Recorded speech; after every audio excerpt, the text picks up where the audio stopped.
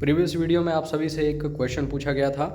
भारत सरकार ने किस आयोग की सिफारिश के बाद हिमाचल प्रदेश पंजाब पहाड़ी क्षेत्रों के साथ एकीकरण करने का निर्णय लिया, और 4 ऑप्शंस भी दिए गए थे आपको। तो आपको बताना था ये सब कुछ किस आयोग के तहत हुआ था।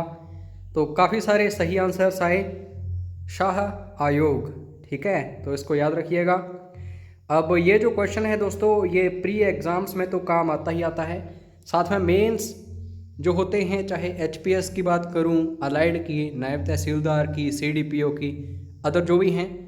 लोकायुक्त का न्याय हिमाचल में किस वर्ष स्थापित किया गया था, यानी कि कोर्ट ऑफ लोकायुक्ता। तो ये हिमाचल प्रदेश में फर्स्ट टाइम हमें देखने को मिला था। ये जो आप यहाँ पे सी ऑप्शन देख रहे हो 1983। हालांकि ये जो ऑप्शंस दिए गए हैं काफ़ी जी हैं, एग्ज़ाम्स में आपको ऐसे ऑप्शंस नहीं मिलेंगे, ऐसे मिलेंगे तो आपको फिर उस हिसाब से देखना पड़ता है। ठीक है, उसके बाद नेक्स्ट क्वेश्चन 1939 की बात है। तो 1939 में किस स्थान पर आयोजित अखिल भारतीय राज्य जन सम्मेलन, इंग्लिश में भी बात कर लेते हैं, All India State People's Conference के एक सत्र में हिमालय की पहाड़ियों में प्रजामंडल बनाने की कल्पना की गई थी। तो 1939 के बाद ही लगभग सारे ये प्रजामंडल वगैरह देखने को मिले थे। तो इसमें दोस्तों AISPC का बहुत बड़ा रोल हमें देखने को मिला था। तो दोस्तों स्थान कौन सा है जहाँ पे ये सम्मेलन जो है देखने को मिला था? बिल्कुल सही आंसर है दोस्तों, लुधियाना। ठीक है, और इसमें दोस्तों एस्टेब्लिशमेंट हुई थी इंडियन स्टेट्स कमेटी की, और चेयरमैनशिप किसकी थी? Sir Harcourt Butler. तो 1927 में ये सब कुछ हुआ था, इसको भी याद रखो। एक क्वेश्चन के साथ अदर जो भी इंपॉर्टेंट फैक्ट्स बनते हैं उनको बड़े ध्यान से देखा करो, क्योंकि एक क्वेश्चन से रिलेटेड कोई क्वेश्चन नहीं आता हमेशा एग्जाम में।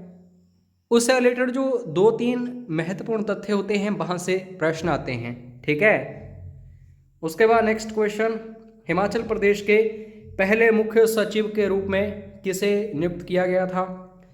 First chief secretary of Himachal Pradesh. इस समय कौन है चीफ सेक्रेटरी? कमेंट करके ज़रा बता देना। ये मेक श्योर हो जाए कि जो मैं करंट अफेयर्स डिस्कस करता हूँ आप कंटिन्यूसली उन्हें फॉलो करते हो या नहीं। तो पहले मुख्य सचिव की बात करूँ हिमाचल प्रदेश के, तो इनका नाम है KL मेहता। और इस समय मुख्य सचिव कौन है हिमाचल सरकार में? अभी कमेंट करके बताओ वीडियो को पॉज करके।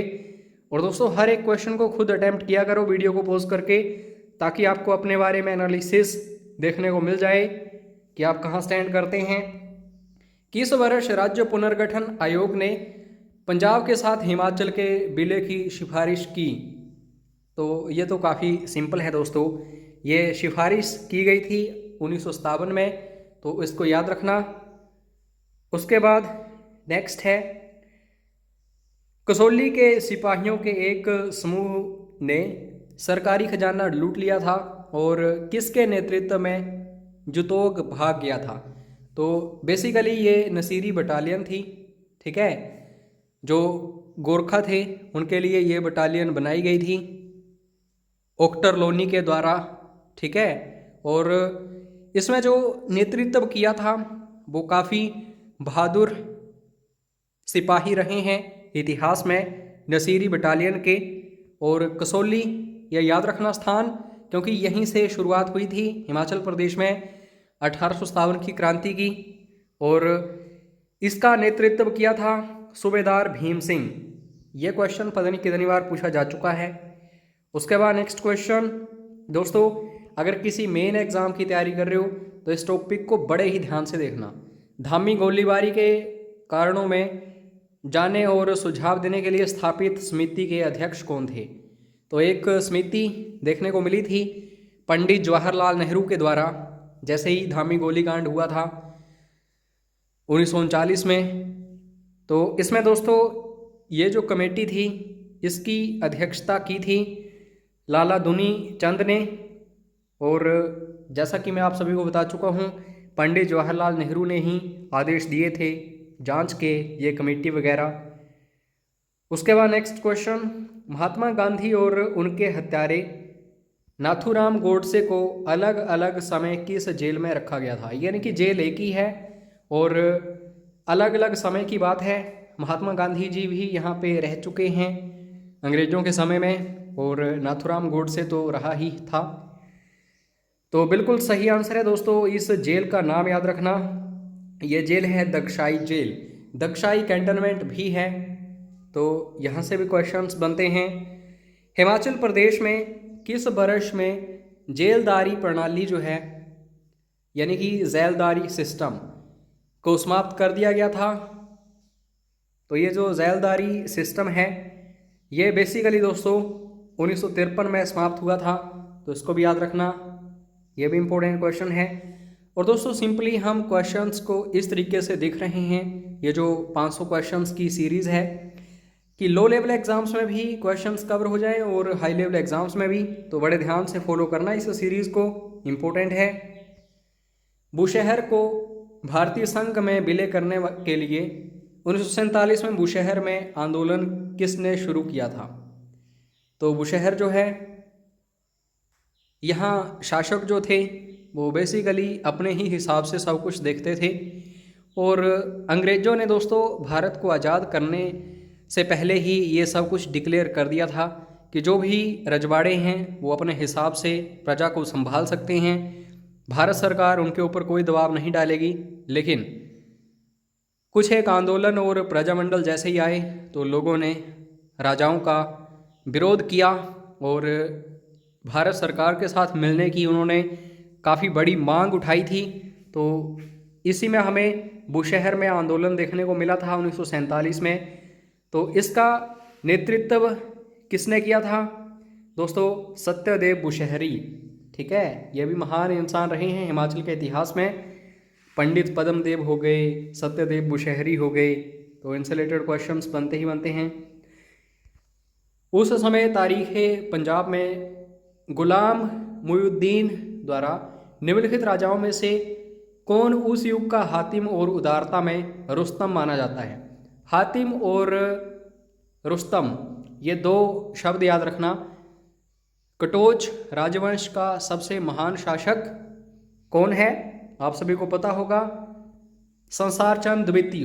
तो काफ़ी उदार था ये शासक और धर्म के रास्ते पर चलने वाला इंसान था, और इसलिए महाराजा संसार चंद द्वितीय को हातिम और रुस्तम माना जाता था। उसके बाद नेक्स्ट क्वेश्चन, 1914 में भारतीय राष्ट्रीय कांग्रेस की शिमला शाखा बनाने में निम्नलिखित में से किसने पहल की थी? मोस्ट इंपॉर्टेंट सीधा क्वेश्चन आता है, भारतीय राष्ट्रीय कांग्रेस की शिमला शाखा कब स्थापित की गई थी? तो 1914 याद रखना। और 2-3 व्यक्तियों के नाम हैं, उनके नाम याद रखना, इम्पोर्टेंट हैं, केदारनाथ और हरिश्चंद्र। इन दोनों के नाम जो हैं ये कभी कभी अकेले पूछे जाते हैं, कभी कभी साथ में। उसके बाद नेक्स्ट क्वेश्चन, अब दोस्तों हिमाचल प्रदेश में सबसे पहले कोल रहते थे, उसके बाद भोट किरात आए, फिर दोस्तों खस आर्य ये सब आए। तो क्वेश्चन यहीं से बनते हैं, उत्तर में हिमालयी क्षेत्रों में प्रवेश करने वाली तीसरी जो दौड़ थी वो किसकी थी? ठीक है, तो मैंने आपको बता दिया है ऑलरेडी, आर्य या फिर खस, तो डी इज़ राइट आंसर। और दोस्तों याद रखना, कुल्लू जिला जो है उसमें प्राचीन समय में क्या हुआ था कि आर्यों को खसों ने हराया था, तो वहाँ पे बूढ़ी दिवाली देखने को मिलती है आज भी। तो यहाँ से भी क्वेश्चंस आते हैं।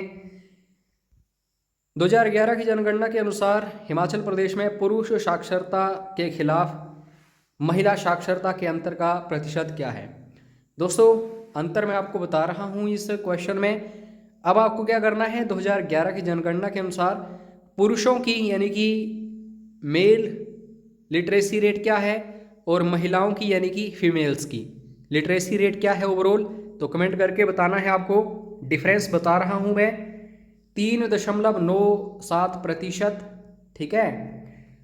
उसके बाद 2011 की जनगणना के अनुसार हिमाचल में अनुसूचित जाति जनसंख्या, मोस्ट इम्पोर्टेंट, और अनुसूचित जाति, अनुसूचित जनजाति, यहाँ से भी क्वेश्चंस काफ़ी सारे आते हैं।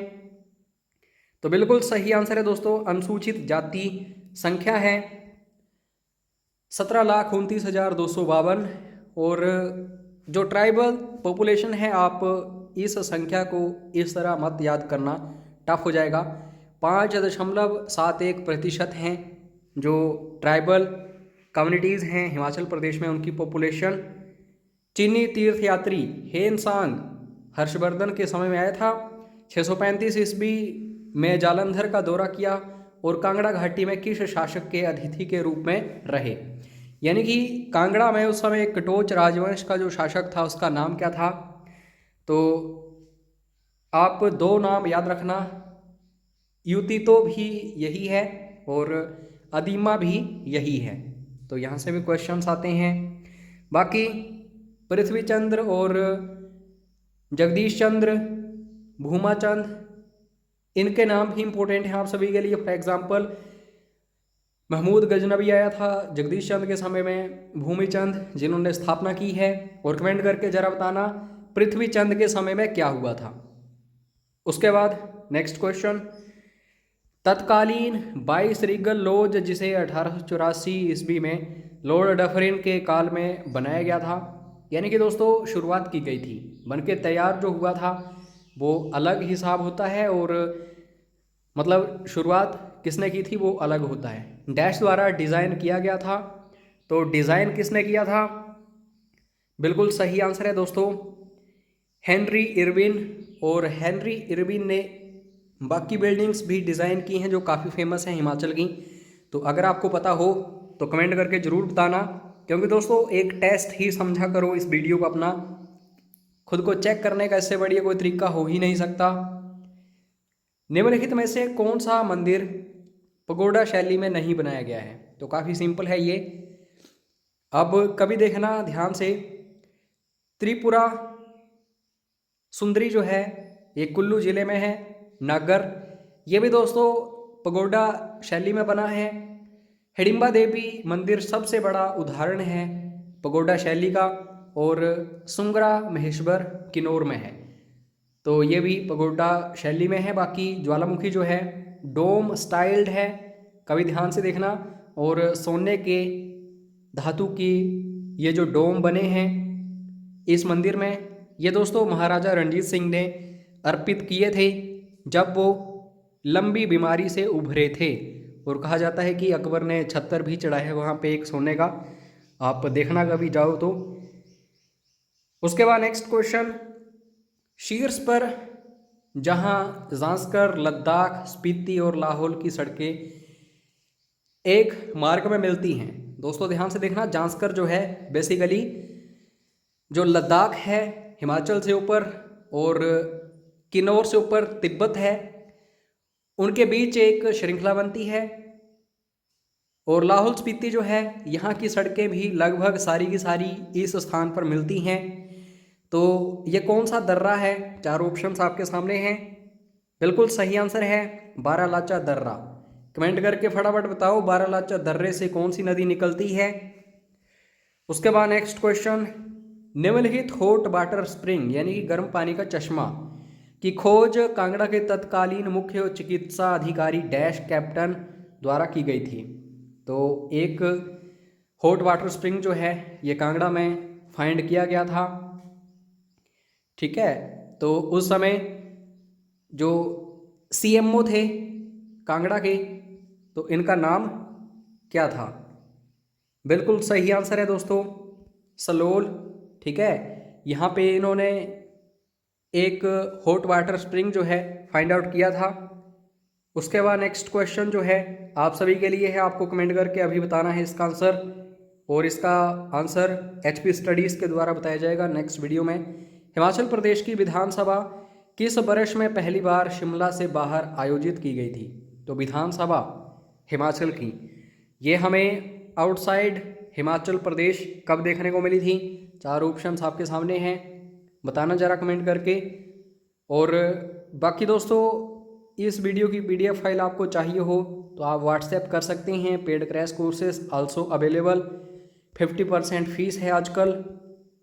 तो अपना कीमती समय देने के लिए धन्यवाद। जय हिंद, जय हिमाचल।